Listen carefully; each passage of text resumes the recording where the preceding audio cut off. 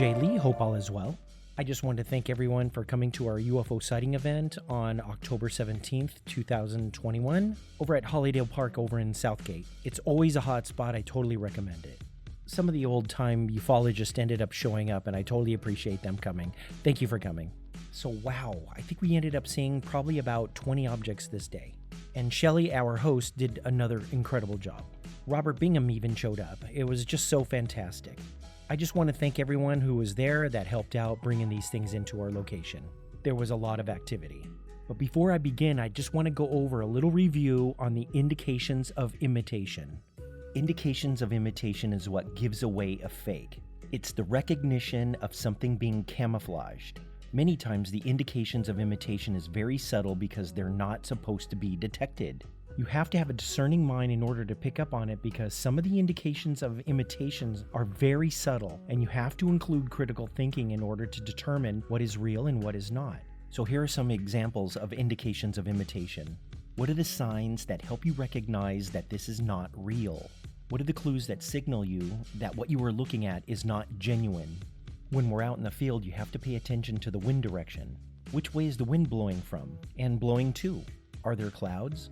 Number one, try to determine what clouds are up there because certain clouds are found at certain foot levels. This could help you determine how high the objects are if they get lost in the clouds. What directions are the clouds moving? How fast are the clouds moving or the wind blowing? What if there's an object that counters the physical narratives you are observing? This is part of the indications of imitation. Not only do you have to distinguish the physicality of the object you are observing, but you have to examine your surroundings, including time, date, and place. So to begin with, we do end up setting a time, date, and place where we all get together to see unusual things, typically a month ahead of time. It's not complicated. When we call to them, they come to our location. And to be honest, I really think that they want to show themselves. What makes me say that? Because they give us clues. They reveal themselves, but they only reveal themselves to the people who are looking. Otherwise, they wouldn't even show up. Here's a couple of incredible ones that I ended up missing from Chris. Think, where do you buy something like this? Can you look up on the internet and find it? Why would anyone buy a balloon that's shaped like this? And how about these? I think if you don't believe this phenomenon, you have to chalk this up to coincidence. We see crazy things every time. The only way that you could really debunk something like this is to get out there in the field with a video camera and start taping and see what shows up. Now, how about this one? The wind was definitely blowing. It was the typical onshore breeze, which means that the wind was blowing from the ocean from the west and headed east. But there were several anomalies that came from the east, stopped to show us, and slowly creeped up north and then disappeared. This one came from the east and then stopped. I immediately went to the telescope and tried to focus on it. It wasn't more than a few seconds before a flyby shoots by. That's a good sign. It just tells you that you should pay closer attention. So finally I ended up getting it into focus, but it looked kind of strange to me. To me it looked like a big cluster of balloons, but I knew I had to scrutinize this one a little bit further.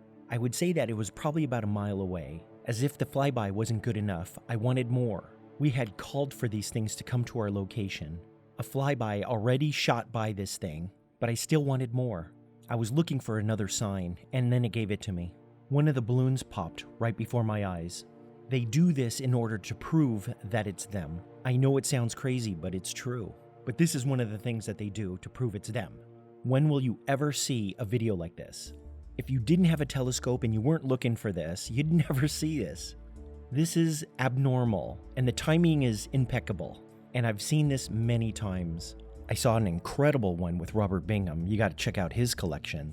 I've seen this happen at least a dozen times, but here are a couple. But I wanted you to take a look for yourself. What makes this unusual? Already, it came from a different direction and stopped.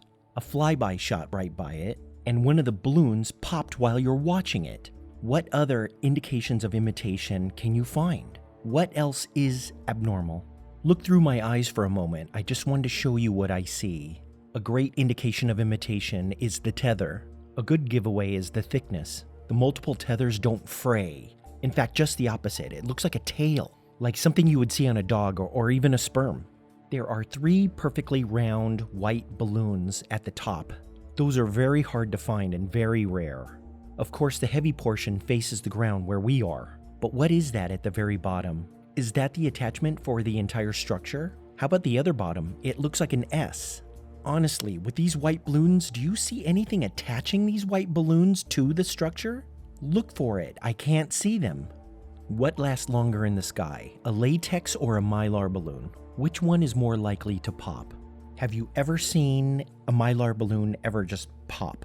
It was a mile up there. There was no shooting this day. So we set the date, time, and place. We bring a telescope. We call for these things to come to our site. And these weird things show up. Like I said before, the debunkers need to go out and start videotaping these things up in the sky. I wonder if they'll even see anything. They're so high up in the sky that you need skills. Will they even be able to capture it on film? Here's another one that was unusual. This was another one that was defying the wind pattern. This one was coming from the south and it was heading north. It looked clear, transparent. I wish there was a flyby, but there wasn't. Now, we've all seen the transparent balloons, but you also know that 99.9% of all the balloons come with a tether. And the balloons have a tether tag in order to attach the tether. And because there's a tether tag, it typically weighs heavier than the rest of the balloon. Because it's heavier, gravity makes it point toward the ground. The operators of the hot air balloon will be found at the bottom of the hot air balloon. You would expect to find the tether tag at the very bottom, not on this one. In fact, if you looked very closely, you'll find the tether tag at the very, very top. 180 degrees from where it should be. Number one, it should have a tether attached, but it's not. Number two, the tether tag is found at the very top. Number three, it was heading north when it should have been heading east. It stuck around for a few minutes and then full on just disappeared. And this is what I noticed about what was happening on the 17th of October. You only had 2, maybe 3 minutes max before these things would just disappear. If you asked any of the eyewitnesses that were there, they would tell you exactly the same thing. They only stuck around for a couple of minutes. That's another hint that they were there. Anyway, I hope you liked the video. Please join LA UFO channel on meetup.com. I'm hoping to see you at our next event. Thank you for watching, and I hope to see you next time.